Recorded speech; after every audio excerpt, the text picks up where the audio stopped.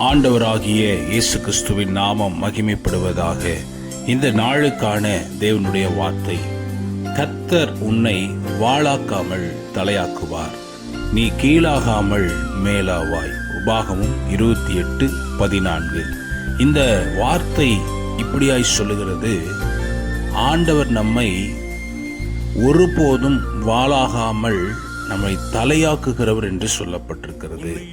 இரண்டாவதாக, நீங்கள் கீழாகாமல் மேலாவீர்கள் என்று வேதம் சொல்லுகிறது. இன்றைக்கு அநேக வேளையில் நமக்கு வருகிற உபத்திரவங்கள், பிரச்சனைகளை பார்க்கும்போது நாம் எங்கு இருக்கிறோம் என்று நினைக்க முடியாத நிலைமை இருக்கிறது.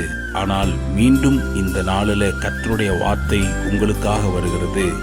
கர்த்தர் உங்களை வாளாக்காமல் தலையாக்குவார், நீங்கள் கீழாகாமல் மேலாவீர்கள். இந்த வார்த்தையின்படி கர்த்தர் உங்களை ஆசீர்வதிப்பாராக. ஆமேன்.